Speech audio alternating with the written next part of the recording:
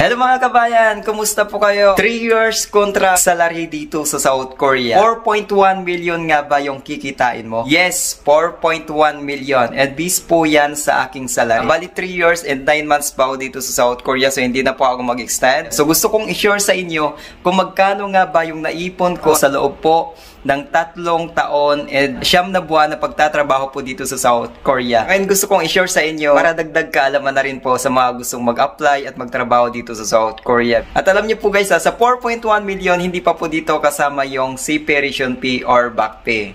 Okay? So ngayon po, gusto kong i-share sa inyo. Panoorin nyo na lang po yung video. Bye-bye. Dito ba yan? Picture. Picture. Again. 1, 2, 3. Ayan. Pogi ko dyan ha. Oh. Dito tayo. Ayan. So first tour namin. Dito kami ngayon sa Coix Library. Ito po. Papansin niyo po, napaka napaka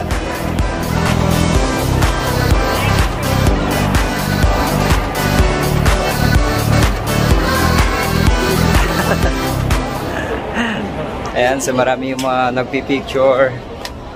Ang daming mga nagkakagusto sa na to.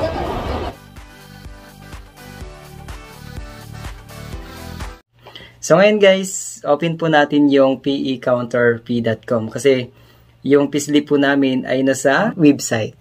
Ayan, so proceed tayo ngayon guys, no? So gusto ko lang itong i-share sa inyo para mas marami pa po yung ma-inspire, no? Or mabigyan ng opportunity na makapagtrabaho dito sa South Korea bilang isang factory worker.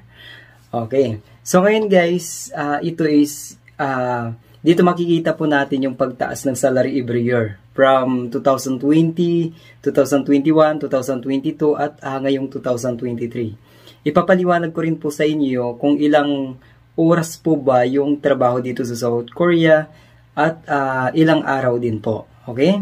So mamaya ko na yan isasabihin sa inyo habang pinipresent ko po ito.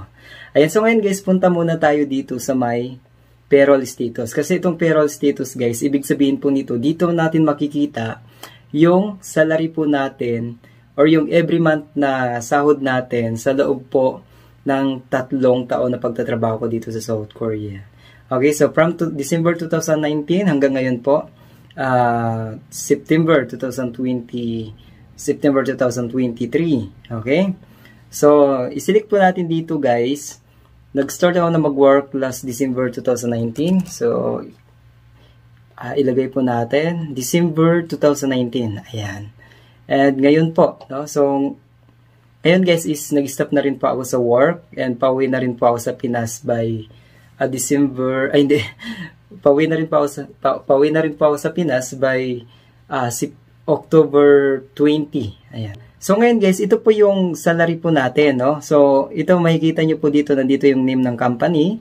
Company name is Diyang Poratic. Ibig sabihin po yung ginagawa po namin dito is more on car accessories. Products po siya ng Hyundai and Kia. Ayan. Kung papansinin nyo po, makikita natin dito yung date sa gilid. Ayan. And meron siyang total, no? And meron po siyang dito sa nandito yung name, total earnings. Ibig sabihin ng total earnings guys, ito po yung gross salary. And yung deductions or total deductions ng sa ating payslip or sa ating salary. Net amount guys, ibig sabihin ito yung linis na sinahod mo, no, sa loob ng isang buwan. And Kibon-gop, ang ibig sabihin po nito, ito yung minimum wage dito sa South Korea. Ayan. So guys, total earnings, yung unang sahod ko po dito is 1,088,597 Korean won.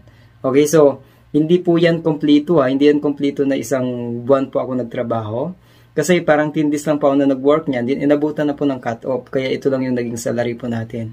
So total deduction is 134,203 and net amount po ay umabot tayo ng 954,394. Okay?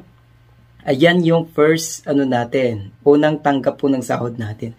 Pero alam mo po, kahit hindi kompleto yan, sobrang saya ko na. Kasi first time kong tumanggap ng salary na 954,394 na kung i-convert natin sa piso, ang tindis na pagtatrabaho mo po dito sa South Korea ay ito na po pala siya. Ayan. So, 40,000 na po siya sa piso. Okay? So, ngayon, kung papansinin niyo po, pagdating po ng second month natin, ito, January 2020. Ayan. Ito, kompleto na yung trabaho natin. Kaya sumahod na po tayo ng 2.3 million or 2,342,922 Korean won. And kung papansinin niyo po, deduction is 397,134. And nag-net salary po tayo ng 1,945,788 Korean won. So ngayon guys, titingnan po natin dito yung Kibon-Guk. Ibig sabihin po niyan, ito yung minimum wage. Pag wala kang overtime, wala kang holiday work, ito lang talaga yung kikitain mo. 1,795,310 Korean won. Okay. So ngayon, paano po ba yung trabaho dito sa South Korea? Ang trabaho dito sa South Korea guys is Monday to Friday lang. Saturday and Sunday, that is day off. Okay? And 8 hours a day lang din po. Ibig sabihin, magtatrabaho ka ng Monday to Friday, 8 hours a day lang po yung trabaho natin. Pero pag lumampas ng 8 hours, ibig sabihin, that is overtime. So doon po lalaki yung salary po ninyo. Or doon po tataas yung salary po ninyo. Ito pa yung good news. Saturday and Sunday, that is day off. Pero pag once na pinasukan mo yung Saturday and Sunday, doon po mas lalong tataas yung salary po ninyo. Kaya kung papansin nyo po dito, iba pong mga EPS worker or iba pong mga nagtatrabaho dito sa South Korea ay sumasahod sila ng 140,000, 150,000. Net salary na po yan ha. Okay, hindi po yan gross. Okay, kasi ang sisipag nila, kahit meron silang overtime, no? Minsan nag-overtime sila 3 hours a day. Tapos pinapasukan pa Saturday and Sunday. Okay? So, yun, grabing taas, grabing laki ng salary na natatanggap nila every month. Kaya lang, bugbog naman yung katawan mo. Okay? Ayan. So, ngayon guys, kung papansinin nyo po, 2020 ito, di ba? So, tingnan natin dito pagdating ng 2021. Ayan. Pagdating ng 2021, ito na po siya. Yung minimum wage dito sa South Korea ay pumalo po ng 1,822,480 Korean won. Okay, ang laki ng tinaas, di ba? From 1.7 noong 2020. Pumalo po siya ng 1,822,480 Korean won noong 2021. Okay? So ngayon guys, titingnan naman po natin dito, no? Pagdating po ng 2022. Ayan. Pagdating po ng 2022, ito yung date. Ayan. So, di ba, yan yung date, guys, no? Pagdating po ng 2022, pumalo po siya ng 1.9 million. Ito na po yung minimum wage dito sa South Korea noong 2022. Ayan. So, from 1,822,480 Korean won noong 2021, pagdating po ng 2022, pumalo po siya ng 1,914,440 Korean won. Ayan. So, ito po yung date. Ayan. Okay? So, may kita po natin yung pagtaas ng salary every year. And, ang good news guys, pagdating po ng 2023, ito na po yung minimum wage dito sa South Korea. 2,10,580 Korean won na po. Yung overtime naman pala namin is tuloy-tuloy. 2.5 hours every day. Dahil nga, palitan. Ibig sabihin, yagan-jugan. Meron tayong night differentials and meron tayong pang umaga. Ibig sabihin, umaga at gabi yung trabaho natin. Bali, 2 weeks yung pang gabi, 2 weeks din po yung pang araw. So, palitan po kami. Rotation. Kaya pag ganun po, yung magiging company nyo dito sa South Korea, asahan nyo na malaki din po yung matatanggap nyong salary. Lalo na pag once na meron po kayong trabaho, Saturday or Sunday. Kasi pag once na yan, meron kayong pasok Saturday and Sunday, sobrang taas ng salary nyo po yan. Okay? So, ganun po siya, no? Makikita po natin dito yung pagtaas ng salary every year. So, ngayon guys, titingnan nyo naman po dito. Di ba 2022 tayo? Ito yung time na madalas ako mag-overtime. Madalas ako pumasok ng Saturday. Ito, ayan. Kung papansin nyo po, tumatanggap tayo ng 3.5 million. Okay, noong April 3, 2021. Ayan, 3.5 million. Pagdating ng May 2021, 3.5 million din. Okay? And, ito pa. March 2021, 3.2 million. Then, February, 2.8 million. And kung papansinin nyo po, yung net amount, ibig sabihin yung linis na po, ito po siya. sumahod tayo ng 2.7 million. Sumasahod tayo ng 2.3, sumasahod din tayo ng 2.9 million. Okay, so alam nyo, yung net salary po natin na yan, 2.9 million, kung i-convert natin yan sa piso, magkano na po siya? That is 123,202. Okay? Isang buwan lang po na pagtatrabaho dito sa South Korea bilang isang factory worker. Okay? So, kaya nga guys, ulitin ko yung laki ng salary nyo po dito sa South Korea ay nakadepende po sa sipag at tiyaga po ninyo. At nakadepende rin po sa company. Kapag once na yung company nyo ay malakas, ay ang swerte nyo. Kasi, pwede kayong pumasok sa Saturday and Sunday. At doon po tataas yung salary po ninyo. May mga company naman po na regular lang po yung pasok. Walang overtime. Wala rin pong holiday work. Kaya, maliit lang po yung sahod. Nasa 80,000 per month. Okay? So, ito po yung updated na salary po natin. So, ngayon, titingnan naman po natin dito yung based po sa ating payslip. So, ito yung payslip ko po ngayon guys. Yung latest na payslip ko. So, ipiprint po natin Ayan. So, ang laki guys ng diferensya noong hindi na po ako pumapasok ng Saturday and hindi na rin po ako binigyan ng overtime. Kasi alam ng company na pauwi na po ako, hindi na po ako mag-extend, kaya hindi na po sila nagbigay ng overtime sa akin. So, Chigup LJ, ibig sabihin, sinahod po natin siya noong October 13, 2023. Kibungop, ibig sabihin ito yung minimum wage po natin dito sa South Korea ngayong 2023. Ito naman po yung overtime. Okay, nagbigay din sila ng overtime.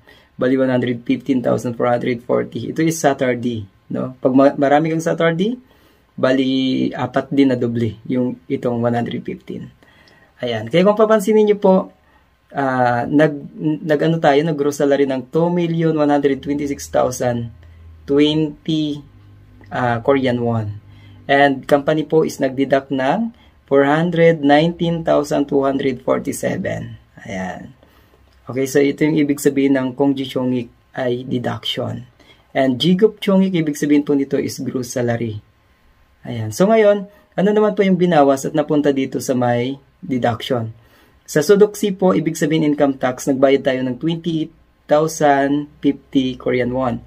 Sa Kokminyeongum naman po, nagbayad tayo ng 106,470 Korean won. Mas maganda pag once na malaki po yung kinakaltas ng company sa inyong Kokmin. Okay, bakit? Kasi ito is magiging separation fee nyo rin po or makukuha nyo after ng kontrata nyo dito sa South Korea. So, ibig sabihin, maiipon lang po yan siya and dadagdagan po yan ng company kapag once na kayo ay pauwi na. And, Guyong Buhom, bali 19,130 Korean won. Yes, Korean won. Kisok sa Kwalibi. Ibig sabihin, nagbabayad din po tayo sa dormitory po natin ng 50,000 Korean won. Ayan. And sa Gunggang Buhom po natin, ibig sabihin sa health insurance po, nagbayad tayo ng 85,060 Korean won. And sa Kongdong, dito po sa may gaso, soda and Jeonge, ibig sabihin sa gas and electricity, nagbayad tayo ng 30,000 Korean won. So total nito guys, lahat-lahat po ay umabot po ng 419,247 Korean won. Ito po yung naging deduction po, no? So ang naging net po is 1.7 million na lang or 6,773 Korean won. So ngayon po i-convert natin sa piso. Okay, so ito po siya. Ibig sabihin, sumahod na lang tayo ng 71,572 pesos. Ayan, okay na, 'di ba? Kasi naka 71 tayo. Hindi naman tayo nabugbog sa overtime Hindi naman po tayo pumasok ng Saturday. Okay, so ibig sabihin, Monday to Friday lang yung pasok and 8 hours a day. Okay, ang kagandahan po dito sa South Korea kasi ang trabaho dito is Monday to Friday lang, Saturday and Sunday, that is day off. So pag once na wala kang pasok, pwede kang mamasyal. Pwede kang pumunta ng Seoul. Ang dami pong mga tourist attraction dito guys, yung mga pasyalan dito sa South Korea. At ang nagustuhan ko dito sa South Korea kasi 4 seasons meron dito guys. Meron po silang winter, summer, spring, and autumn. At alam niyo po, ang kagandahan din po dito sa South Korea kasi lahat po ng mga tao dito very respectful and hindi sila guys, hindi sila sabing masungit. Depende kung paano ka makikisama sa kanila. Kasi yung Koreano, pag mabait ka, mabait din sila. Okay? So, ganun yung mga Korean. Pero pagdating sa trabaho, nako, mga sungayan po talaga yan. Mga sungayan talaga yung Korean pagdating sa trabaho. Kaya pag once na kayo po ay makapagtrabaho dito sa South Korea, dapat ibuhos nyo na yung galing nyo. Okay? Pag trabaho lang talaga. Wala po kayong iisipin na ibang bagay, no? Kasi kailangan, ang gusto nila, yung nakapokus ka doon sa trabaho mo para hindi ka mabulyangan. Kasi pag once na marami kang iniisip, nako, yung pagtatrabaho mo, maapektuhan talaga siya. So, kailangan, pag once na magpunta kayo dito sa South Korea, yung focus nyo sa trabaho lang. Bago pala tayo mag-end, no? Gusto ko lang inform sa inyo na yung work ko dito sa South Korea is 3 years and 9 months lang po. Okay? Bali, 3 years and 9 months lang po ako na nag-work. Then, in-stop ko na. Hindi na po ako nag-extend ng 1 year and 10 months. Okay? So, 3 years and 9 months lang po ako dito sa South Korea. So, gusto ko rin ipakita sa inyo kung magkano po yung pwede mong makuha or maging salary, ay hindi, yung total na pwede mong kitain sa loob po ng 3 years na pagtatrabaho dito sa South Korea. Ayan. So, kasi meron pong total dito sa babae. So, gusto kong iano na din sa inyo, no? I-share sa inyo. Nang sa ganun po, meron po kayong idea. Okay? Ayan. So, ito guys, 2019 tayo nag-start na tumanggap po ng sahod, no? December 2019. So, ito po yung total niya sa baba. Scroll po natin pababa. Ayan. So, ito yung total. Sa total earnings po ay umabot tayo ng 120,755,254 Korean won. So, hindi na po natin ito i-convert sa piso ha. So, ito na deduction. Ang company ay nag-deduct din po. Total niya sa every month po na deduction, no, ang total ay 21,275,129.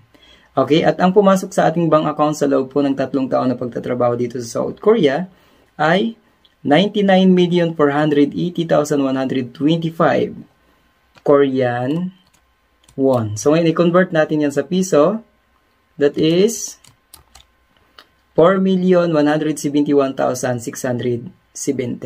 Okay, ito yung net na, ibig sabihin yung pumasok sa yung bank account. Okay, kaya lang siyempre, since dito ka nagtatrabaho sa South Korea, kailangan mo rin ng budget para sa sarili mo, pangkain mo.